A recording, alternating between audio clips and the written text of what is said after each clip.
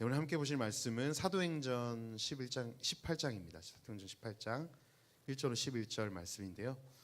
네, 우리 한 절씩 교독하시고 마지막 절은 함께 읽도록 하겠습니다. 1절부터 제가 읽겠습니다. 그 후에 바울이 아덴을 떠나 고린도에 이르러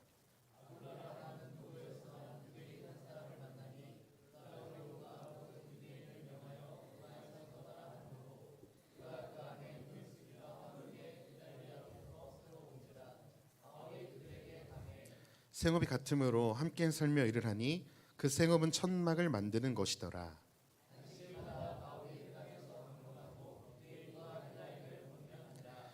실라와 디모데가 마게도냐로부터 내려오매 바울이 하나님의 말씀에 붙잡혀 유대인들에게 예수는 그리스도라 밝히 증언하니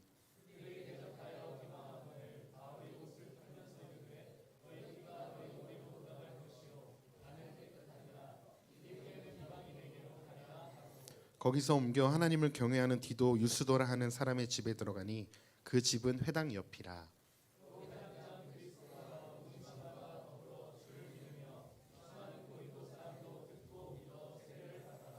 밤에 주께서 환상 가운데 바울에게 말씀하시되 두려워하지 말며 침묵하지 말고 말하라.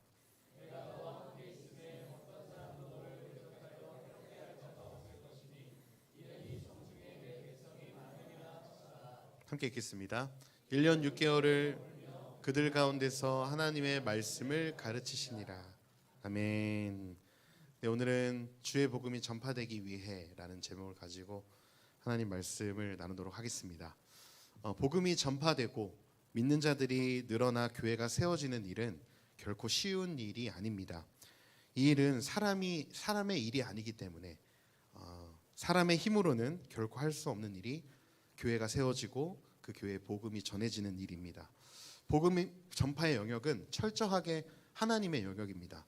하나님이 계획하셨고 하나님이 그의 아들 예수 그리스도를 통해 아니죠. 1000년 전 만년 전부터 하나님이 인간의 타락함을 아시고 세워놓으신 그 구원의 계획, 하나님께서 세우신 계획이기 때문에 하나님께서 사람을 통해서 일하시지만 사람의 힘으로는 할 수 없는 일이 바로 복음 전파인 것 같습니다. 그저 하나님께서 부르신 사람을 통해 일하시는 것이죠. 우리는 지금 계속해서 사도행전을 묵상하고 있습니다. 사도행전을 묵상하면서 예수님의 복음이 어떻게 전파되는지, 그 고난 가운데도 막힌 담 가운데도 어떻게 하셔서 하나님이 세우신 자격이 없는 베드로와 또 바울과 많은 사도들을 통해 하나님을 배신하고 하나님을 핍박했던 그런 사람들을 통해 하나님이 그런 약한 자들을 세우셔서 강한 자들을 부끄럽게 하시고 또 교회를 세워가는 것을 저희는 보고 있습니다. 오늘은 어떻게 교회가 세워지고 또 복음이 어떻게 전파되는지를 짧게 세 가지로 나눠보겠습니다. 그 세 가지의 첫 번째는 동역자들을 만나게 하심이고요. 두 번째는 말씀에 붙들리게 하심으로 복음이 전파되게 하시고 마지막 세 번째는 주께서 위로하심으로 복음이 전파되게 하십니다. 세상에서 가장 중요한 것 중에 하나가 바로 사람을 만나는 일인 것 같습니다. 사람은 누구를 만나느냐에 따라서 삶의 목적과 방향과 색깔이 달라질 수 있습니다. 저에게는 아주 귀한 만남이 여러 만남들이 있었지만 저에게 가장 은인 같은 분은 바로 제 모교회 사모님입니다. 저는 어렸을 때부터 한 교회에서 쭉 25년 동안 자랐는데요. 참 감사하게도 지금 생각하면 너무 감사한 게 우리 목사님 제 모교회 목사님 사모님들이 정말 주님께 올인하셨던 분이었습니다. 지금 돌아보니까 힘들게 교회가 갈려지고 또 여러 불미스러운 일 때문에 이제 5가정으로 다시 시작했는데 저희 어머니께서 그 5가정에 남아 계셨습니다. 그래서 그 가정교회처럼 이렇게 그런 개척교회에서 자랐는데요. 그렇게 자라면서 참 사모님에게 본질적인 걸 많이 배웠던 것 같아요. 교회와 기도가 중요하다. 결국엔 말씀밖에 없다.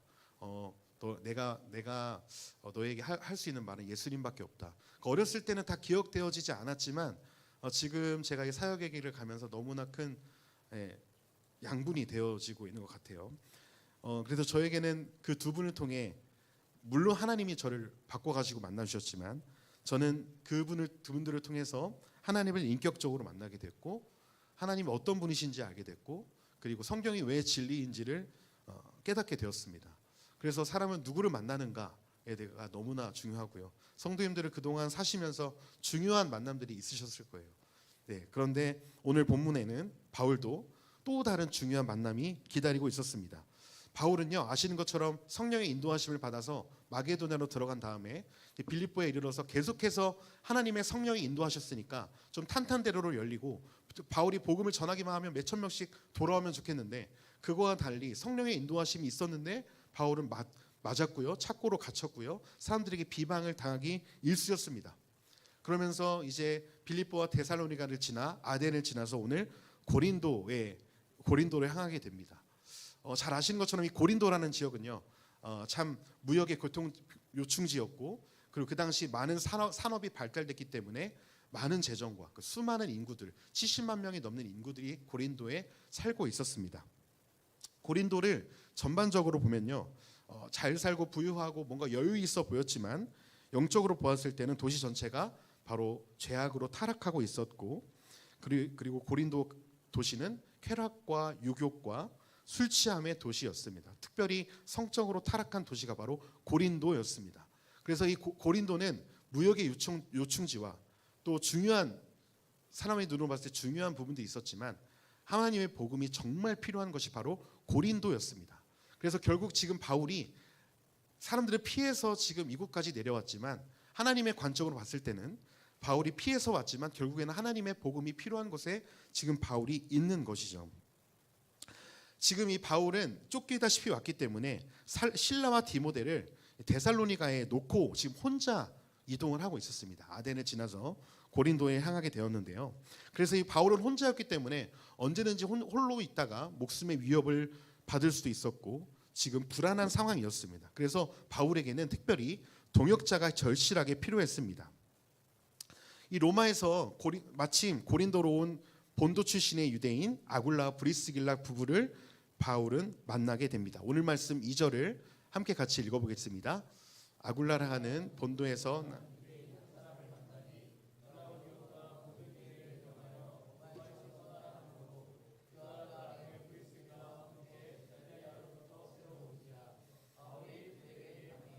네, 오늘 바울은 우연찮게 아굴라와 브리스길라라는 부부를 만나게 되는데요. 이 부부가 오게 된 배경이 있습니다. 바로 당시 로마에서 기독교 유대인들과 비기독교 유대인들이 빈번하게 마찰이 있었어요. 그에 너무 신경 쓰이고 불편했던 나머지 그 당시 로마의 황제였던 글라우디오는 그 모든 유대인들을, 비기독교 유대인들과 기독교 유대인 모두 추방하게 됩니다. 그래서 이 아굴라 부부는 그 기독교인 중에 한 사람들로서 추방되어지게 되죠. 그리고 오늘 바울이 있는 고린도에 오게 되어집니다. 아마 이 부분은 먼저, 오늘 본문에 다 나오진 않았지만 고린도에 먼저 도착해서 이들이 하는 천막 사업을 하면서 자리를 잡고 있었습니다. 근데 오늘 본문에서 바울이 이 아굴라를 만났다고 이야기합니다. 본문에는 자세히 나오지 않지만 아마 추후에 배경을 보았을 때 이 바울은 아굴라 부부가 이 복음을 깨닫고 예수를 믿는 그리스도인인 것을 알게 되었던 것 같아요. 그래서 바울은 찾아가죠. 아마 바울은 자신의 지금 동역자가 필요하고 자기의 거처가 필요하기 때문에 하나님께서 이들을 동역자로 만나게 해주신 것을 아마 깨달았던 것 같습니다. 더불어서 바울 역시 텐트메이커, 천막을 만드는 일로서 복음을 전하는 일을 생활비를 벌면서 하고 있었거든요. 이 아굴라 부부도 오늘 본문 말씀에 보니까 생업이 같았다고 3절에 이야기합니다. 생업이 같았기 때문에 아마 그리스도인이었고 생업이 같았기 때문에 많은 비슷한 점이 많았을 것 같아요. 더불어서 바울과 아굴라 부부는 신앙도 같았고 생업도 같았기 때문에 공통점이 아주 많았던 것이죠. 사람의 눈으로는 우연이었죠. 이 부부가 만난 것이 우연이었고 고린도에서 만날 줄 몰랐을 것입니다. 그러나 하나님의 관점으로 복음을 전하기 위해 동역자가 필요했던 바울에게 하나님께서 아굴라 부부를 동역자로 보내주신 것입니다. 바울은 이 아굴라 부부를 만남으로 생활할 수 있는 집이 생겼고요. 천막 만드는 일을 통해서 얻게 된 수익으로 생활비를 생활하며 그리고 안식일마다 회당에서 계속해서 복음을 전할 수 있었습니다.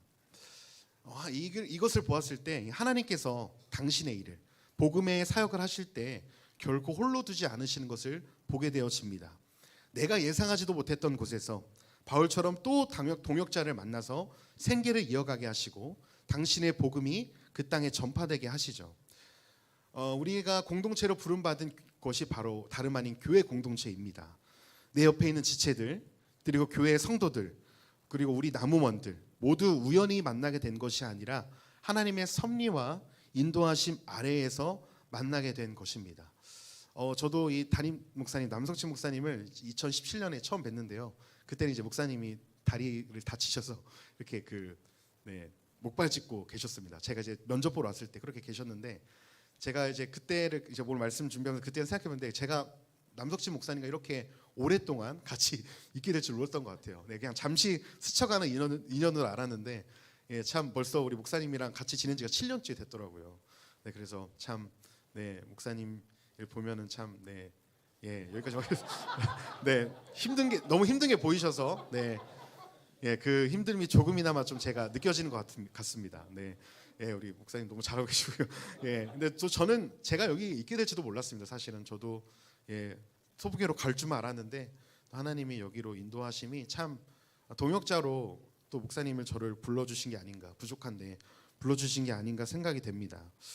이 교회는요, 교역자들 그리고 운영위원들만 똘똘 뭉친다고 잘 세워지는 것이 아닙니다. 하나님은 분명 교회가 세워지고 복음이 전파되게 하실 때 한 분 한 분 성도님들의 섬김과 은사를 통해서 세워가십니다. 그러니 우리는 함께 하나님께서 만나게 해주신 이 교회의 동역자들을 하나님께서 만나게 해주셨기 때문에 아주 소중하고 귀중히 여겨야 합니다. 때로는요, 이 동역자들과도 나와의 의견이 다를 수 있어요. 그리고 가진 성향과 신앙적 가치관이 달라서 불편하고 별로 같이 하고 싶지 않을 수 있습니다. 저 사람은 우리 교회에서 나가는 게 교회도 더 도움이 될 것 같아. 제가 개척교회에서요 그렇게 말하시는 분들이 많았어요. 저 사람만 없으면 돼. 저 집사님만 없으면 우리 목사님 정말 행복할 것 같아 했는데요, 정말 놀랍게도 하나님은 그분을 통해서도 일하시는 것을 봤습니다. 하나님이 그분을 통해서 목사님의 목회를 가르치시고, 하나님이 또 그 연약한 사람을 통해서 하나님의 일들을 하게 해가시는 것들을 보았어요. 정말 저분이 사람의 눈으로 봤을 때는 없었으면 좋겠는 존재이지만 정말 하나님께서 만나게 해주셨기 때문에 그 연약함을 통해서 그분의 또 우리가 미처 알지 못했던 것을 통해서 일하시는 하나님을 발견하곤 했습니다. 그러므로 우리는 그 동역자가 하나님께서 만나게 해주신, 내 옆에 있는 지체, 우리 나무원들이 하나님께서 만나게 해주신 동역자임을 믿고 그들의 의견은 존중해 주면서 맞추어 갈 수 있는 지혜가 필요한 것 같습니다. 바울이 아굴라와 브리스길라 부부를 만나서 생계를 이어가고 결국에는 바울의 유일한 목적이었던 복음 전파, 예수가 그리스도라는 그 전파를 계속해서 하게 하신 것이 바로 그 동역자들 때문에 가능했음을 오늘 본문은 보여줍니다. 하나님께서 우리에게 선물로 만나게 해주신 믿음의 동역자들을 소중히 여기고 그들을 격려하며 동역자들과 함께 교회를 세워가는 기쁨을 누리시는 우리 나주인섭 성도님들이 되셨으면 좋겠습니다. 우리 혼자는 몇몇 사람으로는 이 교회를 일으킬 수 없지만 하나님이 불러주신 동역자들을 통해서 하나님이 일하실 줄 믿습니다. 두 번째는요, 우리가 주의 복음이 전파되기 위해 말씀에 붙잡히게 하심으로 하나님은 복음이 전파되게 하십니다. 오늘 말씀 5절 함께 같이 읽어보겠습니다. 시작.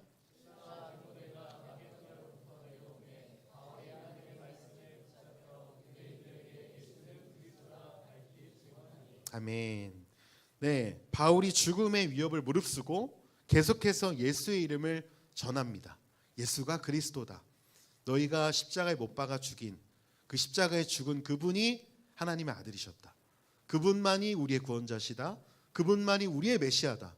너희가 그토록 기다렸던, 구약부터 기다렸던 그 메시아가 예수 그리스도라고 아주 담대하게 선포합니다. 지금 바울은 죽음의 위협을 무릅쓰고 고린도로 온 거거든요. 탄탄대로가 아니었고 계속해서 막혔습니다. 그런데 바울이 어떻게 이렇게 예수님을 전할 수 있었을까요? 오늘 본문은 하나님의 말씀에 붙잡혔기 때문이라고 이야기합니다. 여기에서 이 붙잡다라는 의미는요, 체포되다, 강권하다라는 의미가 담겨 있습니다. 즉 바울은 하나님의 말씀에 체포되어 있었습니다. 하나님의 말씀에 매료되어 있었어요. 하나님의 말씀에 강권되어 있었습니다. 즉 바울이 탁월했기 때문이 아닙니다. 바울이 어떤 사람이었는지 너무나 잘 아시잖아요. 바울은 교회를 핍박했던 사람이에요. 스데반이 잘 죽었다고 손가락질했던 사람이 바울입니다.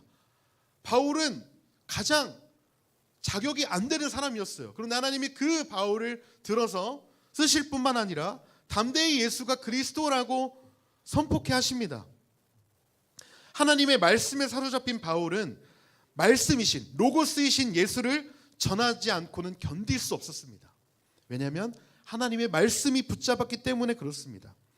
이 마지막 때에 저와 성도님들은 예수를 구주로 고백하는 이 땅의 교회로 부름을 받은 줄 믿습니다. 우리의 가장 중요한 사명은요, 예수가 그리스도이심을 선포하는 거예요.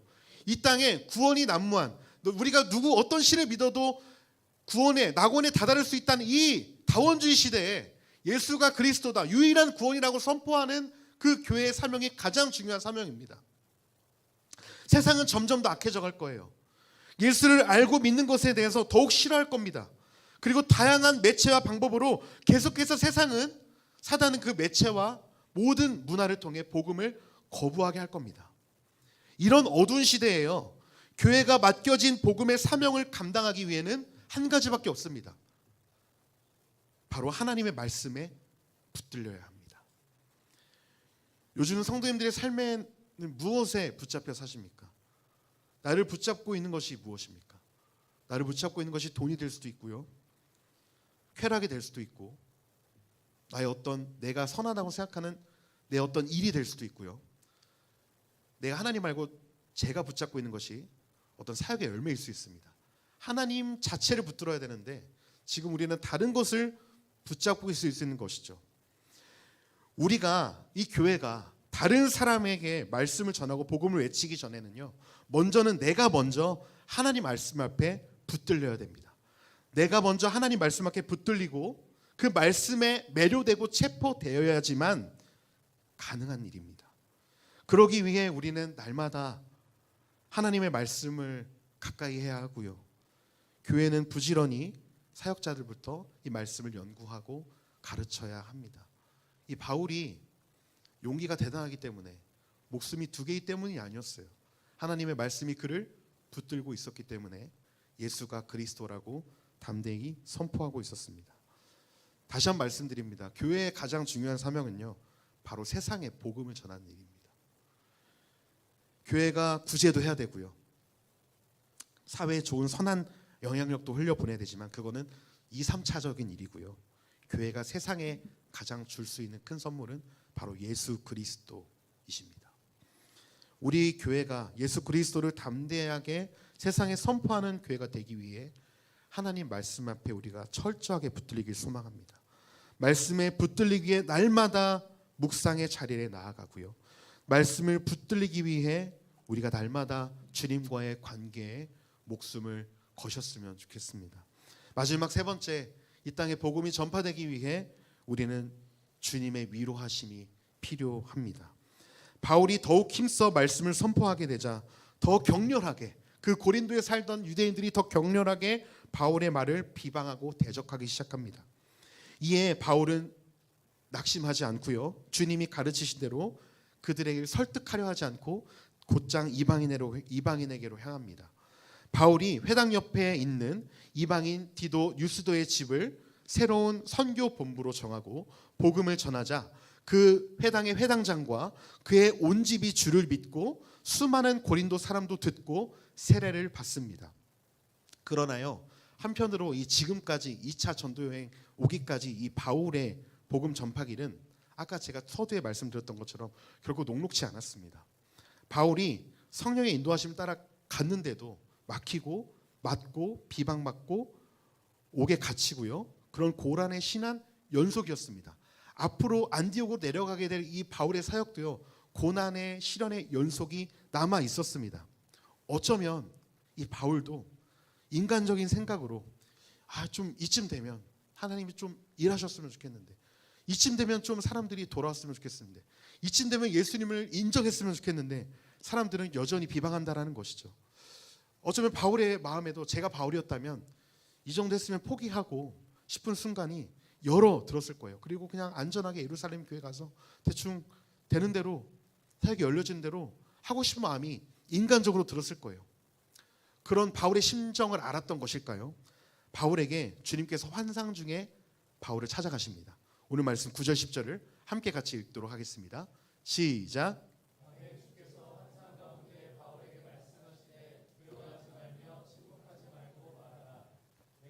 함께 있음에 어떤 사람도 너를 해롭게 할 자가 없을 것이니 이는 이 성중에 내 백성이 많음이라 하시더라.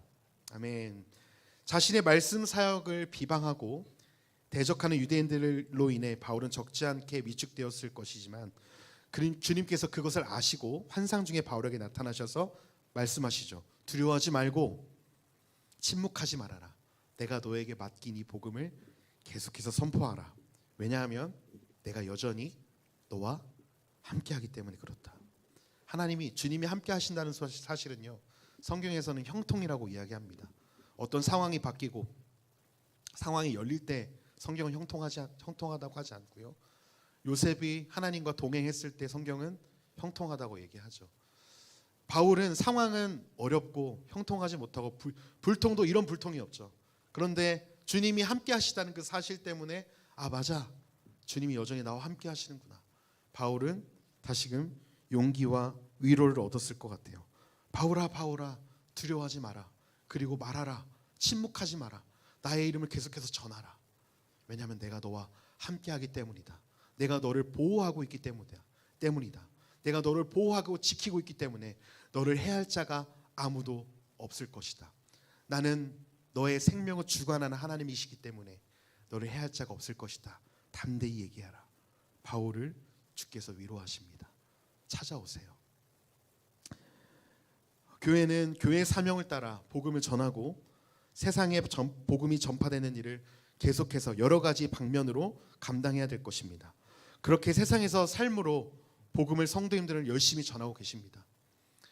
열심히 전하고 계세요. 그 예수님을 드러내기 위해서, 예수가 그리스도이심을 말로만 고백하는 것이 아니라 삶에서, 또 직장에서, 학교에서 그렇게 열심히 살고 계시는 줄로 압니다. 그런데 그렇게 복음 전하는 일을 하다가도요, 고난과 어려움이 우리에게 찾아옵니다. 내가 믿는 예수를 손가락질하기도 하고 너부터 똑바로 믿으라고 조롱을 당하기도 합니다. 우리가 세상에서 복음을 전하며 말씀대로 살려 할 때 분명 우리를 대적하고 비방하는 자들을 만나게 됩니다. 뉴스나 매스컴에 등장한 유명한 목사님들의 실수를 걸고 넘어지면서 믿는 사람들이 더한다는 그 소리를 들을 때도 있습니다. 우리는 그런 세상에 비방하는 소리에 흔들리기도 합니다. 그러나 우리가 기억해야 될 것은 주님께서 복음 전파의 사명을 가진 교회와 여전히 함께 하신다는 사실입니다. 할렐루야. 주님이 우리 교회가 이 복음 전파 사역을 계속해서 하려 할 때 주님은 이 교회를 버리지 않으실 거예요. 주님은 우리 교회를 포기하지 않으실 것입니다. 그리고 우리 교회와 함께 하시고 듣든지 아니든지 우리가 예수님을 선포할 때 주의 성령께서 일하실 것입니다. 성령님은요, 예수님이 증거되는 곳에, 예수님이 선포되는 곳에, 예수 믿고 죄사함 받는 곳에 가장 강력하게 함께 하시고 역사하셨습니다. 그것이 사도행전에 가장 잘 나타나요. 용기를 잃지 마십시오. 성도님들이 계신 그곳에서 담대히 복음을 말하십시오. 우리에게도 말씀하시는 거예요. 두려워하지 말아라. 침묵하지 말아라. 너의 가정에서 마땅히 들어야 될 복음. 제가 말씀에 전화로 올라오기 전에 20분 전에 저희 고모로부터 문자를 받았어요. 저희 큰어머니가 지금 갑자기 쓰러지셔서 이제 장례를 준비해야 된다고 갑자기 그런 통보를 받았습니다. 그래서 고모가 꼭 큰어머니 위해서 기도해달라고 부탁을 들었는데요. 아쉽게도 큰어머니는 예수를 믿지 않으셨어요. 그래서 고모가 저에게 하시는 말씀이 여의도 수목교회 권사님이신데, 이건 TMI인데 어쨌든 저에게 연락하셔서 규호야, 이 고모가, 이 큰어머니가 예수를 믿지 않으니까 너가 좀 이 큰어머니 위해서 꼭 기도해달라고, 하나님 일하실 수 있도록 기도해달라고 이렇게 저에게 문자로 오셨는데요. 결국에는요, 죽음 앞에 서게 되면, 우리가 그 끝에 서게 되면 바로 예수님밖에는 남는 것이 없습니다. 그래서 우리의 삶의 목적이, 우리가 먹고 사는 이유가 결국에는 우리가 복음을 드러내고 복음을 선포하고 예수님의 아름다우심을 우리가 있는 직장에서, 우리가 있는 그 학교에서, 우리가 있는 사업터에서 나타내야 합니다. 그걸 주님이 기뻐하시고 그때 주님이 우리와 함께 하시는 줄 믿습니다. 말씀을 정리하겠습니다. 구의 복음이 전파되기 위해 세 가지가 필요하다고 말씀드렸습니다. 첫째는요, 동역자들을 만나게 하심으로 가능합니다. 하나님의 나라는, 복음 전파 사역은 한 사람의 탁월함으로 절대 가능하지 않습니다. 하나님은 우리를 미우나 고우나 공동체로 부르셨습니다. 나와 좀 다르고 나와 생각이 다른 지체일지라도 하나님은 그 동역자들을 통해 당신의 복음이 선포되게 하십니다. 두 번째는요, 말씀에 붙잡혀야 합니다. 다른 말인 우리가 가지고 있어야 될 유일한 무기는 성령의 검인 하나님 말씀밖에 없습니다. 우리가 하나님 말씀에 붙들릴 때 이 교회가 복음 전파로 온전히 사용하게 될 것입니다. 마지막 세 번째는요, 주님과의 만남, 주님의 위로하심이 필요합니다. 사람의 말은 잠깐은 위로가 되고 잠깐은 힘을 줄 수 있지만 우리의 영혼에 깊숙이 파고드는 그 주님의 음성, 주님의 말씀 한마디면 우리는 어떤 것도 돌파하고 뚫고 나아갈 수 있는 줄 믿습니다. 교회야, 내가 너와 여전히 함께한다. 너가 복음으로 살아내려고, 복음을 전파하려고 몸부림치는 거 내가 안다. 교회야, 내가 널 포기하지 않았으니 담대하게 선포하라. 우리는 그 주님의 위로하심으로 주님의 복음을 전하게 되는 줄 믿습니다. 오늘 이 저녁에도요, 아니요, 우리가 계속해서 주님 앞에 나아갈 때 주님은 누군가를 찾고 계십니다. 누구를 찾고 계시냐면 바로 복음을 전할 자를 찾고 계십니다. 세상에 예수님이 그리스도이심을, 내가 믿는 예수님이 얼마나 아름다운 분이심을 선포하기를 주님은 기다리고 계십니다. 감사한 것은요, 하나님은 우리를 통하지 않으셔도 충분히 일하실 수 있는 분입니다.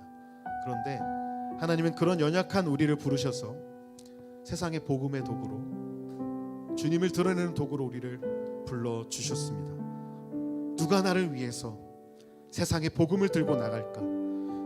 이제 너는 일어나서 나의 복음을 들고 나를 따라라. 그리고 침묵하지 말고 나의 이름을 선포하라. 오늘 이 저녁에도 주의 복음을 전할 자를 주님이 찾고 계십니다. 그 부르심에 반응하면서, 그 부르심에 아멘하면서 나가시는 성도님들이 되셨으면 좋겠습니다.